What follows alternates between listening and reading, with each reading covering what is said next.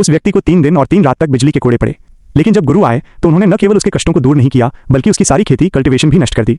हालांकि गुरु को यह नहीं पता था कि वो व्यक्ति पहले ही संत के चरम पिनेकल ऑफ द सेंट पर पहुंच चुका था। वो किसी भी समय अपनी खेती को बहाल कर सकता था और उन सभी को एक ही बार में नष्ट कर सकता था। लेकिन उसने पलटने की जल्दबाजी नहीं की। वो बस ये देखना चाहता था कि पूर्वी गेट से और कितने सफेद आंखों वाले भेड़िए बाहर निकल सकते हैं। दरअसल वो पृथ्वी के सर्वोच्च लक्ष्य को प्राप्त करने से केवल एक कदम दूर था। लेकिन वो गुरु के लिए दुनिया का एकमात्र कमल का फूल खोजने हजारों तीरों के दर्द को सहने दानवगढ़ डीमन सिटाडेल आया था। दानव सम्राट बहुत भ्रमित था। दानव सम्राट ने उसकी याददाश्त की जांच की और पाया कि आदमी के गुरु और बहनें उसके साथ कुछ खास अच्छा व्यवहार नहीं करते थे। लेकिन उसने अपनी जवानी में गुरु के जीवन बचाने के एहसान और वयस्क होने पर गुरु की अपनी पत्नी के प्रति प्रेम को याद किया। उसने उस व्यक्ति को कमल का फूल दिया और वे एक निश्चित समझौते पर पहुंचे। लेकिन वापस आने के बाद उस व्यक्ति ने पाया कि छोटा भाई संप्रदाय का खजाना चुराना चाहता था। उसने उसे रोका। हालांकि छोटा भाई अपने बड़े भाई को नीची नजर से देखता था जो कई सालों से गायब था। उसने उसे एक थप्पड़ मारा और वो व्यक्ति के ढाल से टकराकर गिर गया। कौन जानता था कि पृथ्वी का दबाव सीधे उन दोनों को घायल कर देगा। जैसे ही पृथ्वी का दबाव फैला उसने फिर से खुद को एक थप्पड़ मारा और उस व्यक्ति पर त्यान दाव दर्पण चुराने का झूठा आरोप लगाया।